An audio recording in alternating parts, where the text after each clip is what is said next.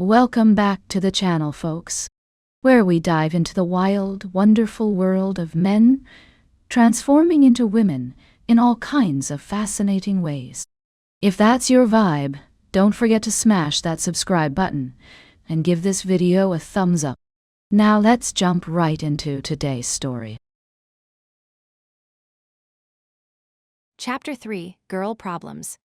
Brian hammered on the bathroom door, the sound reverberating through Nicole's new, hypersensitive eardrums. Each bang sent a jolt through her system. Everything felt louder, sharper, more immediate in this unfamiliar body. "Nick, talk to me, man. You sound weird. Did you eat one of those expired protein bars again? Because I told you that green fuzzy stuff wasn't extra protein." Nicole stared at her reflection, willing the universe to make sense. The woman in the mirror copied her movements with maddening precision, tucking a strand of silky auburn hair behind a delicate ear, blinking those impossibly long lashes, parting those full, pink lips.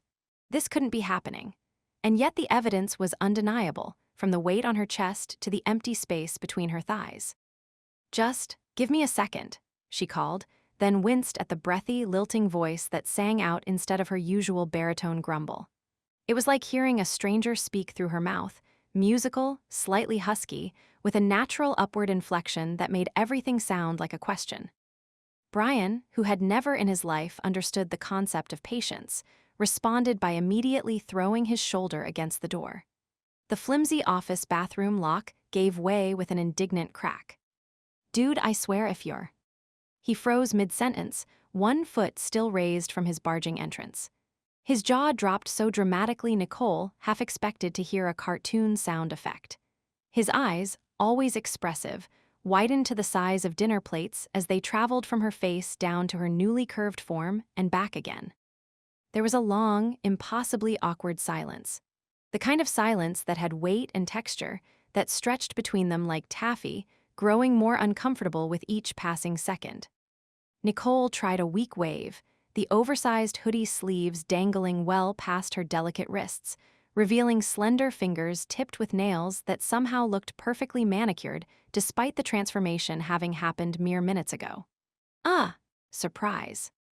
The word hung in the air, painfully inadequate for the situation.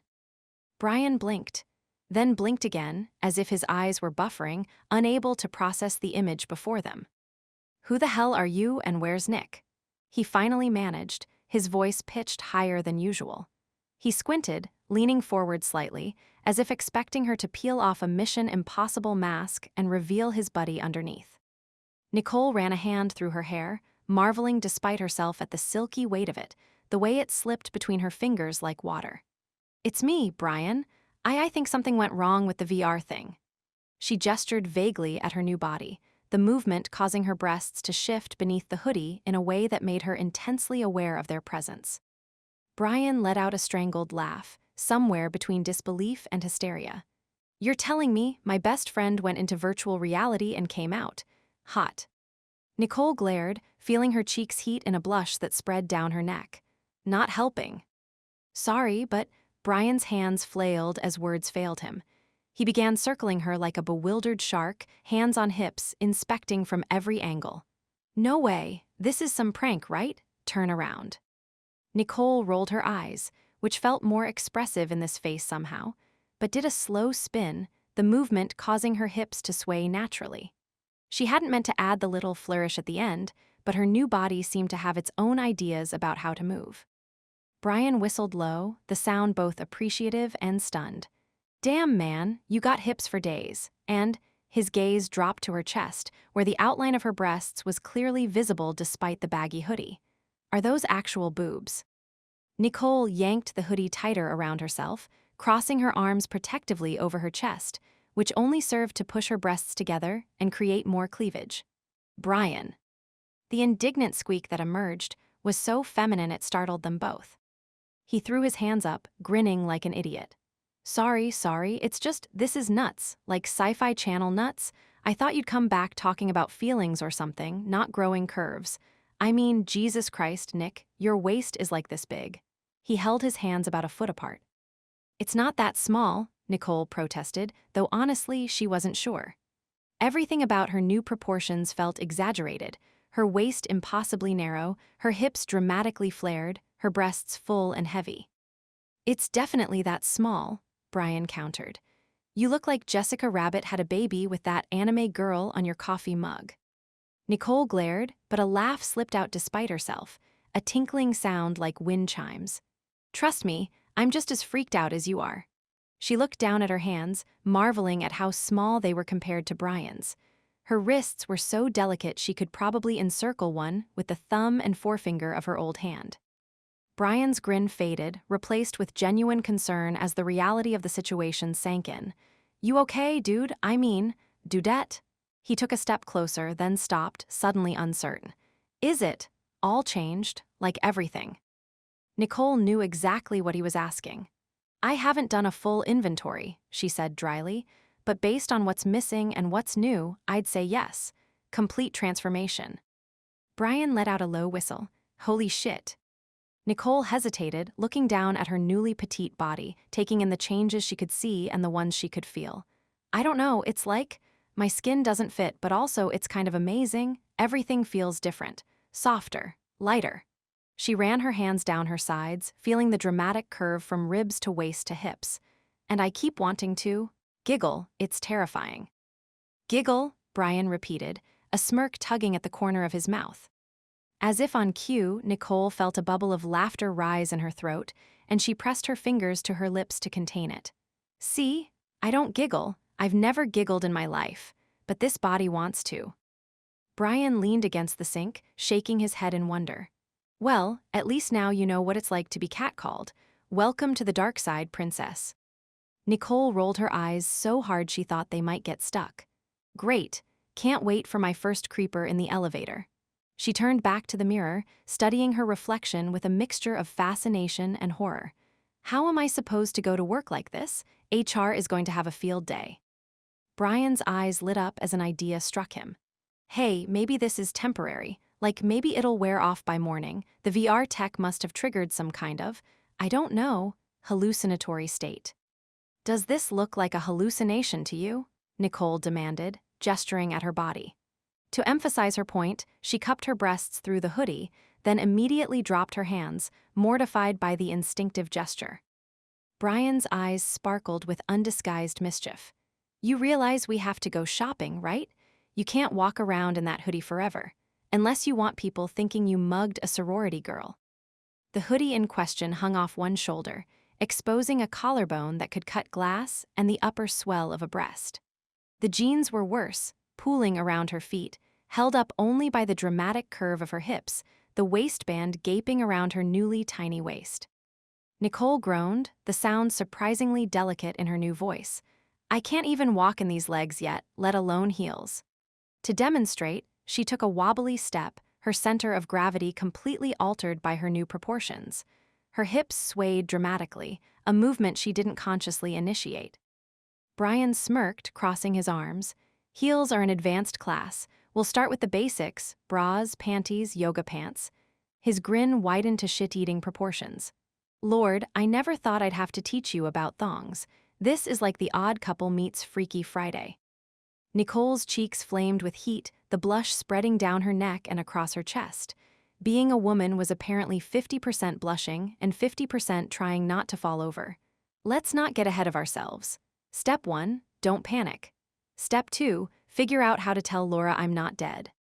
The thought of Laura seeing her like this sent a fresh wave of panic through her system. Would she even recognize her? And if she did, what would she think?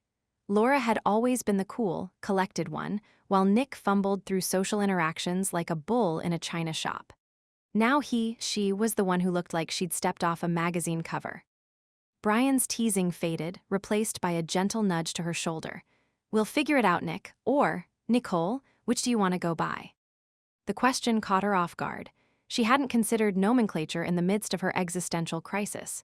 She chewed her lip, tasting cherry lip balm she definitely hadn't put on. The flavor was sweet, slightly waxy, and utterly foreign on her newly sensitive lips. "Nicole, I guess, at least until we fix this." "Nicole," Brian repeated, testing the name. "It suits you. And hey, silver lining, you're smoking hot. there are worse things to turn into than a bombshell redhead. Easy for you to say, Nicole muttered. You're not the one with 2 new attachments that jiggle when you breathe. Brian grinned, sizing her up one last time, his gaze lingering on the dramatic curves hidden beneath the baggy clothes. Well, Nicole, we are definitely not telling Laura the truth yet. She'll think I've lost it. Or that we're pulling an elaborate prank, Nicole agreed, imagining Laura's skeptical face. Then a more horrifying thought struck her. Oh God, she'll kill me. Or worse, she'll want to do a full UX interview about what it's like being a woman. Brian snorted, the sound echoing in the small bathroom. Hey, you might learn a thing or two. Maybe next time you'll finally get a date that doesn't end in disaster. If I ever turn back, Nicole pointed out, but the retort lacked conviction. The truth was, part of her was curious. What would it be like to navigate the world as this new person? Would people treat her differently? Would she understand what made women tick in a way Nick never could? Nicole rolled her eyes, but the memory of Laura's smile, warm, teasing, a little wistful, sent a strange flutter through her chest, a sensation both unfamiliar and oddly pleasant. Was this just the new hormones talking, or something more? What? Brian asked, catching her expression. Nothing, Nicole said quickly, just processing. Brian studied her for a moment, then mercifully let it drop. He nudged her toward the door. Come on, let's go raid my sister's closet. She left half her wardrobe at my place last summer when she was between apartments. If we're lucky, you'll find something that doesn't scream walk of shame. Nicole hesitated, looking down at her current outfit, the hoodie that now hung to mid-thigh, the jeans that threatened to fall with every step. And if we're not lucky. Brian grinned, a wicked glint in his eye. Then you get a crash course in the ancient art of the push-up bra, and trust me, you'll want to take notes. I don't need a push-up anything, Nicole protested, glancing down at her chest. These are already defying gravity in ways that frankly seem medically concerning. Oh, honey, Brian said, affecting a Valley Girl accent, it's not about need, it's about enhancement. He made an exaggerated hourglass shape with his hands, creating a silhouette. I already have more silhouette than I know what to do with, Nicole grumbled, but couldn't suppress a smile at Brian's antics. Trust him to find the humor in what was objectively a complete breakdown of the laws of reality. Look at the bright side, Brian said as they exited the bathroom. At least we know who's going to win the costume contest at this year's Halloween party. Nicole groaned, but let herself be dragged out of the bathroom, already dreading and secretly excited for the next round of awkward discoveries. Her hips swayed with each step, her hair bounced against her shoulders, and her new center of gravity made her feel like she was walking on a tightrope. Just promise me one thing, she said as they headed toward the exit. What's that? Brian asked, already typing something into his phone, probably ordering an Uber. No pictures, I mean it, Brian, not a single one. Brian looked up, the picture of innocence except for the twinkle in his eye. Would I do that to my best friend? In a heartbeat, Nicole said flatly. Brian laughed, tucking his phone away. Fine, no pictures. He paused, then added with a grin, at least not until you're properly dressed. I have standards. Nicole punched his arm, surprised by how little impact her delicate fist made. You're the worst. And yet, I'm all you've got, Brian countered cheerfully. Now come on, Cinderella, let's get you to the ball, or at least into some pants that fit.